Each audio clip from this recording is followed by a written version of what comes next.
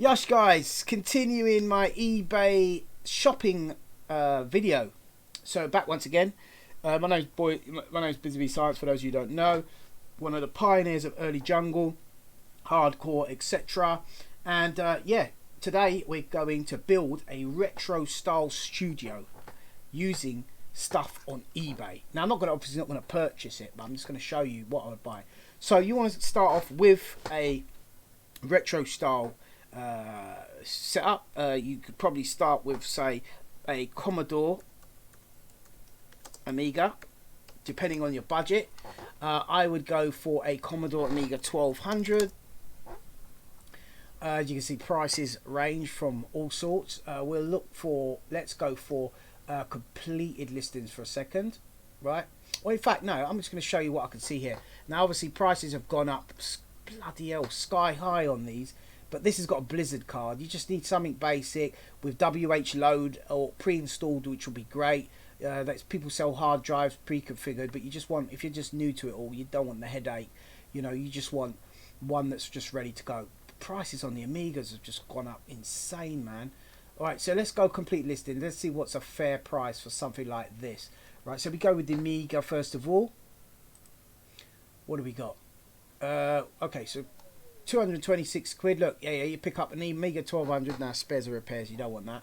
So you got that. For first, you get Amiga. Then you're going to need or I would go for, if you want to go real common retro, like majority retro, I would go for an Atari ST. Right? You can go for a 520. A 520 would work. You could go for a 1040 price. You know, I'll put completed listings on. So let's try 520. So 520s, they're getting a little bit rare, to be honest. You might want to get a mouse converter as well to convert this to like a PS2 standard mouse. You're going to need that. You definitely would need an Atari monitor, I would say. You know, look, they're fair game at the moment. But then you could go for a 10, I think it's the Atari 1040, guys. If you guys owned one of those back in the day, comment down below, let me know. Look, 284. Do you know what? I saw these going for like flipping 60, 70, 80 quid back last year. They've really shot up. So the Atari ST, people are collecting the retro stuff now. It's mad how it will come up. The prices will come up, yeah.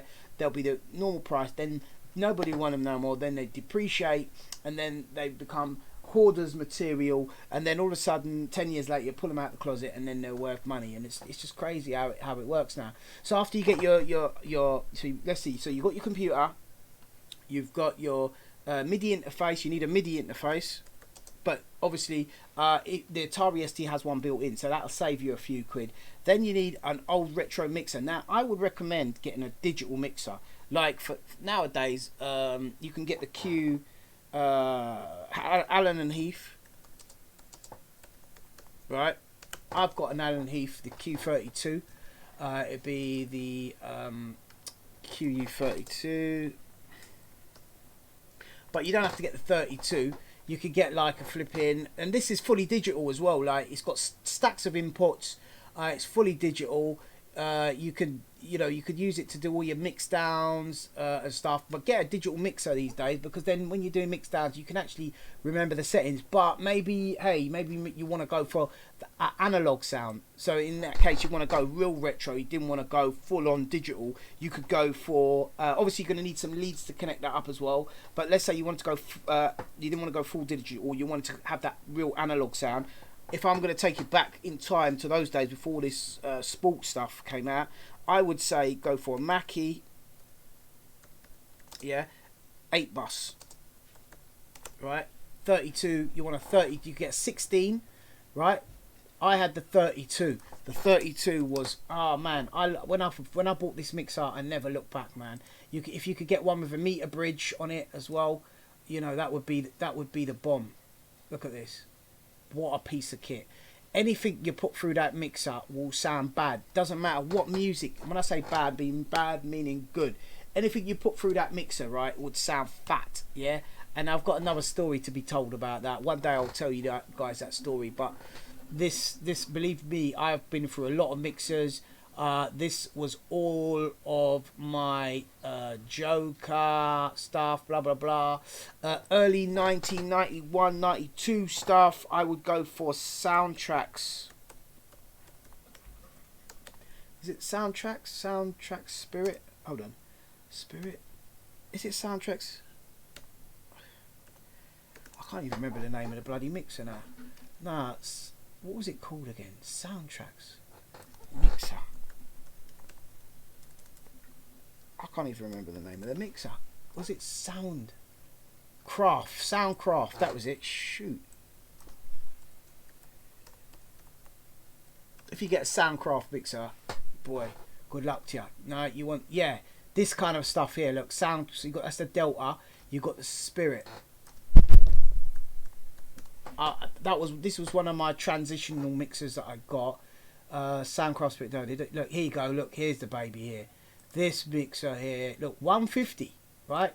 But when you're buying a mixer, make sure the mixer, all the pots and stuff are not crackling. It's got to be one that's been looked after and it's been well serviced. Otherwise, you're more likely going to have lots of headache with it and stuff. But this mixer, I think we did Stamina on this mixer, and pretty much many other ones. I had also used to have back in the day, all the brain stuff was done on a Studio Master.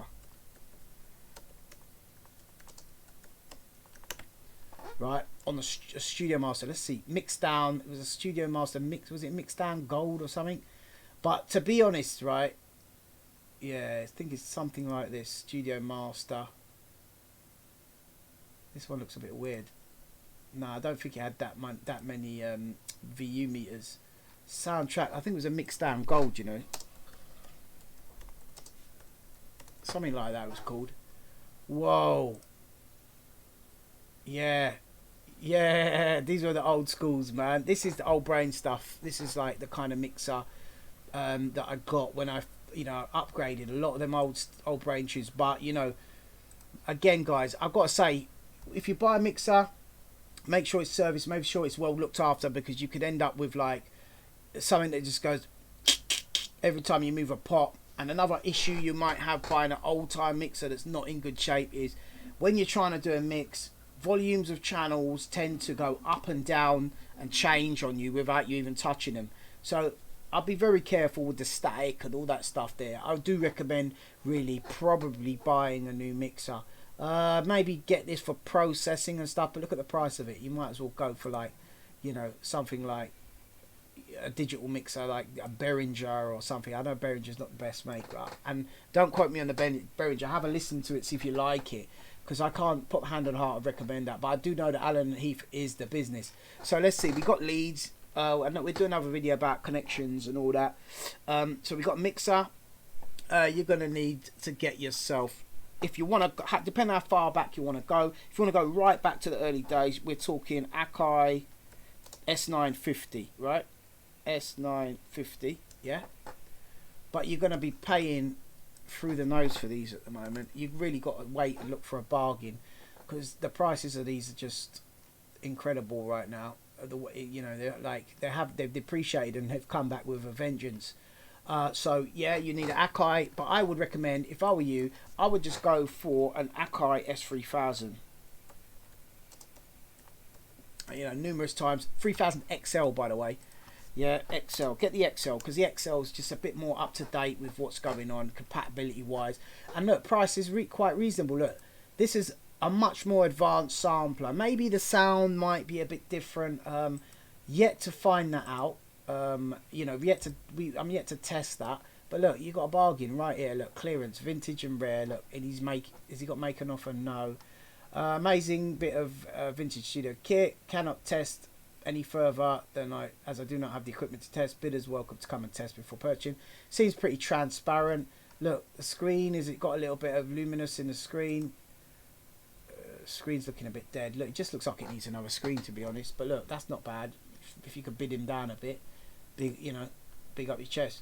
So you get your Akai sampler. So you got your Akai sampler, you got your mixer, you got Amiga, you got Atari ST, or you got both, whichever you want to do. You could still remember, if you've got a PC already, you don't necessarily have to have the Amiga or the Atari ST, because if you have the Amiga or the Atari SD, you're going to have to get hold of one of the old retro programs. And it depends which way you want to go. Do you want to go tracker way, or chopping up beats, etc., or do you want to go Atari way, rolling out, chopping up beats again, but in a different kind of way, in a different kind of format? They're both good.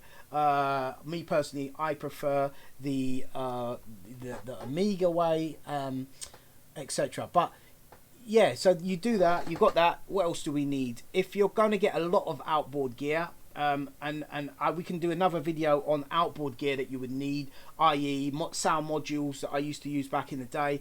I think we are now coming up to the end of time now in this video. Let me know, give me some feedback, guys. I do want to know if you guys are enjoying these videos, because I want to make sure that I'm uploading good content for you guys in my spare time, which is now. Happy holidays. Peace out. Don't forget to like, share, subscribe. Big up.